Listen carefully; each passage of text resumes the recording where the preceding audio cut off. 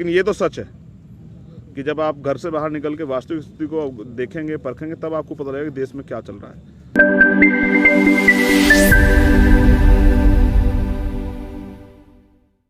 जय भीम, जय भारत, जय संविधान। और आज हम लोग हैं इको गार्डन लखनऊ में। 69,000 शिक्षक भर्ती को लेकर आंदोलन चल रहा है। नौजवान साथी बहनें 70 दिन से आंदोलन में हैं और मुख्यमंत्री जी ने ये वादा किया था कि 7 दिन में इसका निवारण हो जाएगा, लेकिन हुआ नहीं। तो बच्चे और बच्चियां वहाँ गए थे बीजेपी कार्यालय। परिणाम ये हुआ कि उनको पीटा गया। यही एक बात है जो मैं हमेशा कहता हूँ कि ये इसी बात के मैं खिलाफ कि जब किसी बहन पे, भाई पे अत्याचार होता है और निर्दोष पे, तो वो बुरा है। तो मैंने वादा किया था कि मैं आऊँगा। आज हम लोग सुबह से आंदोलन में हैं और मेरे चारों तरफ जो है ना नौजवान साथी जो आंदोलन में वो लोग बैठे हुए हैं। इन्होंने खूब उत्पीड़न जो है ना सहा है।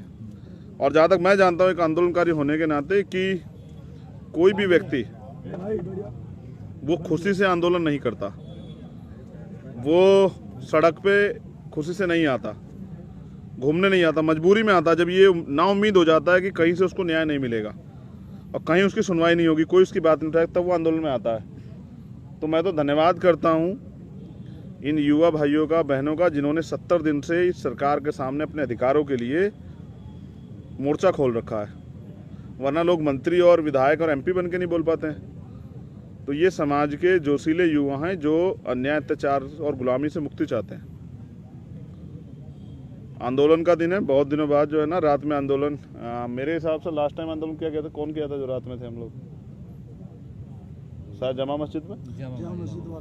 हाँ, तो मेरे हिसाब से लास्ट आंदोलन जिसमें रात में हम लोग थे, इस समय लगभग 8:45 बज रहे हैं, तो वो था जमा मस्जिद पे, जो CNPR NRC के संबंध में आंदोलन हुआ था। और आज एक नया आंदोलन। ये जगह जो है ना, अब तो इको गार्डन, उससे पहले जेल थी, तो जेल जैसी फीलिंग भी यहाँ है। लेकिन क्रांतिकारियों का तो गहना होती है जेल। तो मैं तो तय करके आया था, परिवार को भी कह गया था कि मैं तो जेल जा रहा हूँ। तो पता नहीं सरकार भेजेगी नहीं भेजेगी, लेकिन मैं तो अपने हिसाब से जेल में ही। तो आज की रात यहीं बीतने वाली है। कल फिर से आंदोलन स्टार्ट होगा और आंदोलन कब तक चलेगा, क्या इसकी रूपरेखा रहेगी, ये यहाँ की जो हमारी लीडरशिप है, जो नौजवान साथी यहाँ बैठे, उनसे मिलकर तय करेंगे। तो आज की जो हमारी नेता थी वो थी मुक्ता कुशवाहा, हमारी बहन, जिसको आपने देखा होगा इस भर्ती में, जिनके हाथ पे चोट लगी हुई, हाथ टूटा हुआ। कल कोई और होगा, कल हम उनकी लीडरशिप में पूरा धरना करेंगे। और प्रयास ये रहेगा कि धरना तब खत्म हो जब जो घोटाला हुआ है वो घोटाले में न्याय हो जाए। देखिए, पहली बात तो ये है कि ये घोटाला अब साबित हो चुका है, क्योंकि पिछड़े वर्ग आयोग की रिपोर्ट आई है। रिपोर्ट में उन्होंने ये स्वीकार किया है, उन्होंने बाकायदा लिखा है कि भर्ती में घोटाला हुआ है, संविधान के जो अनुच्छेद 14, 15, 16 है उनका उल्लंघन हुआ है।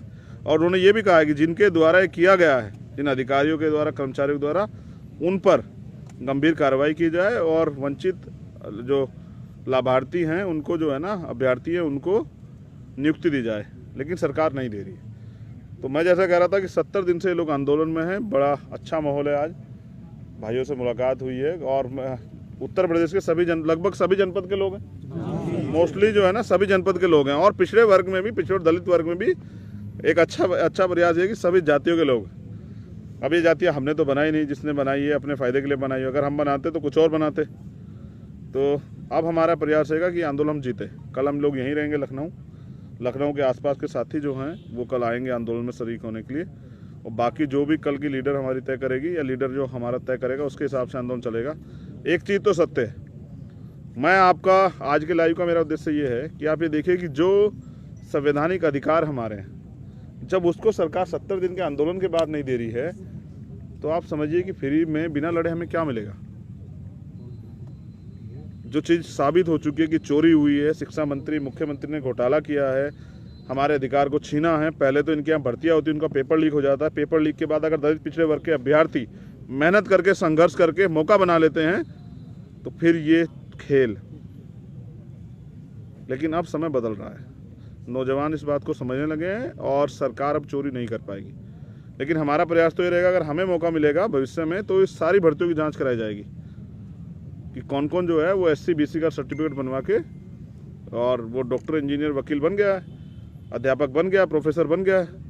वास्तविक स्थिति उत्तर प्रदेश की मैं आपको बता देता हूँ, जहाँ तक मुझे जानकारी है कि यहाँ दलितों को 22.5%, दलितों को और आदिवासियों को और OBC को 27% रिजर्वेशन होने के बावजूद उनकी भागीदारी ये है, उनका रिप्रेजेंटेशन ये है, उनकी हिस्सेदारी ये है कि शायद 1 या 2 SSP जो हैं, जबकि उनकी संख्या होनी चाहिए आरक्षण के अनुरूप 15 या 16, 2 SSP इन्होंने हमारे लगाए हैं चार्ज पे, और वो भी अगर इनके हिसाब से काम नहीं करें, अपने लोगों के लिए जरा सा सोच लेंगे, उनको न्याय दे देंगे, इनके नेताओं के सामने चलेंगे तो वो कभी भी हट सकते हैं। और ऐसे पिछड़े वर्ग के लोगों का हाल है। लेकिन मैं आज अपने भाइयों को बता रहा था कि लड़ाई जो है ना वो धर्म की नहीं है, लड़ाई है अधिकारों की, और वही समाज तरक्की करेगा जिसके पास कानून बनाने की शक्ति होगी, जिसके पास जो है ना संवैधानिक अधिकार जो मिले हुए वो होंगे। तो आज का आंदोलन अच्छा रहा, खूब जो है जोशीले भाषण सुने, यहाँ से तो वक्ता भी तैयार हो गए। काशीराम साहब कहते थे ना कि आंदोलन से लाल पैदा होते हैं, समझौतों से दलाल पैदा होते हैं। तो संघर्ष से नेता तैयार होता है। आज मैंने कई नौजवान साथियों को सुना और मुझे लगा उनमें कल के भविष्य के नेता की झलक है।